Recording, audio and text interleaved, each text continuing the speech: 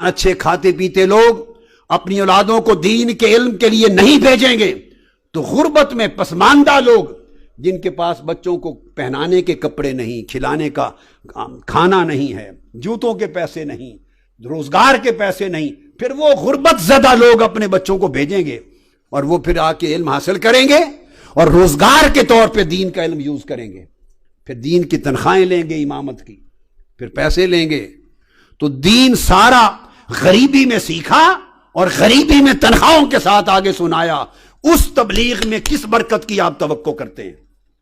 کیا توقع کرتے ہیں کہ ایسی تبلیغ سے کتنا انقلاب آ جائے آپ کے اندر، کتنی تبدیلی آ جائے، پھر آخرت کے نام پر دنیا کمائی جائے گئی اور کیا ہوگا؟ اور یہ اسی کا نتیجہ ہے، چونکہ دین کا علم نہیں دیا۔ اور یہ ہلاکت اہل سنت ہمارے عقیدے میں، میرے عقیدے والے لوگوں میں زیادہ ہوئی۔ جس کو اٹھاؤ، کوئی مولوی پیسے لیے بغیر تقریر کرنے کو تیار نہیں، دین کا علم دینے کو تیار نہیں، الا ماشاء اللہ۔ کوئی کسی کو بلا لے، پہلے تو جاتے تھے تو اس وقت خدمت لیتے تھے، اب ریٹ طے کرتے ہیں ایکٹروں کی طرح، ناچ گانے والوں کی طرح ریٹ ہیں۔ اللہ کی عزت کی قسم میں آپ کو ذاتی مشاہدہ بتا رہا ہوں، اللہ کی عزت کی قسم، میں انڈیا میں تھا، نام نہیں لوں گا کسی کا، میرا مقصود نام نہیں سمجھانا ہے، نامور عالم ہیں، بہت بڑے بڑے بزرگوں کی اولاد ہے، بڑے بزرگوں کی ہستیوں کی اولاد، نامور عالم ہیں، ہر شخص اہل سنت میں سے ان کو جانتا ہے۔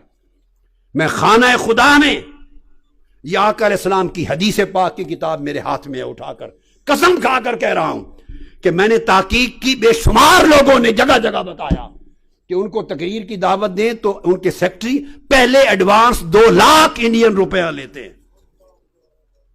اور بڑھاپے کا عالم یہ ہے کہ تقریر کی آواز نہیں نکلتی۔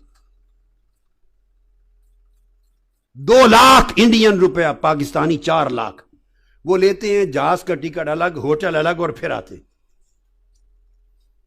بے شمار شہروں میں لوگوں نے اس بات کی تصدیق کی، خود جنہوں نے پیسے دیے، جن سے مانگے گئے۔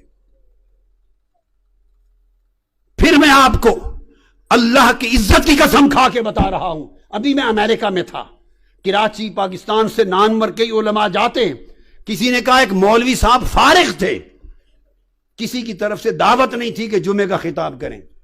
ہم نے کہا نیو یارک کی بات ہے، ہم نے کہا فارغ ہیں، ان کے پاس آج دعوت نہیں ہے، کئی خطاب نہیں، تو جمعہ تو پڑھنا ہی ہے انہوں نے جمعہ، تو ان کو کہہ دیا کہ ہمارے ہاں آ جائیں اور خطاب کریں۔ انہوں نے کہا میں $1000 لیتا ہوں خطاب جمعہ کا۔ انا للہ و انا الیہ راجعون۔ کیا فائدہ اس عمل کے ساتھ؟ پگڑے رکھے ہوئے ہیں تمہارے سروں پر، امامے باندھے ہوئے ہیں، گلے میں پٹے ڈالتے ہو، عربی جبے پہنتے ہو، حضور کی سنت اور دین کا نام لیتے ہو، علماء کہلاتے ہو، شرم نہیں آتی تمہیں کہ ٹکے ٹکے کے ساتھ خطبہ جمعہ بیچتے ہو، دین کی تقریریں بیچتے ہو؟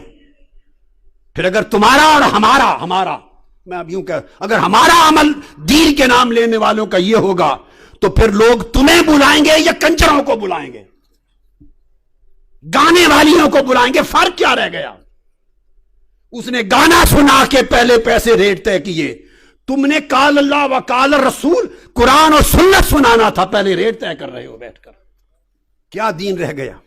اور یہ وبا ہمارے مسلک اہل سنت میں زیادہ پھیلی ہے، دوسرے لوگ بھی لیتے ہوں گے مگر اتنے گھٹیا، اتنا نیچے نہیں گرے ہوں گے، شاید اپنے پردے داری میں لیتے ہوں گے۔ آخر ہر کوئی زندہ ہے، ہماری طرح تو کوئی نہیں کرتا کہ نہیں لینا، اور شراب اور خنزیر کی طرح حرام کر دینا، اس طرح زندہ نہیں رہا جا سکتا۔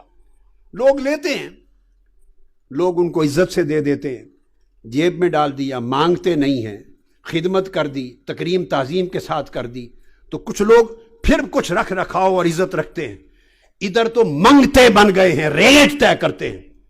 یہ علماء کا الا ماشاء اللہ یہ عالم، اور اب نعت خانوں کی یہ ہے کہ 4 لاکھ، جتنا بڑا نعت خان ہے پہلے ریٹ مانگتا ہے، اور پھر نعتیں سنا کے عشق مصطفیٰ کی بات کرتے ہو۔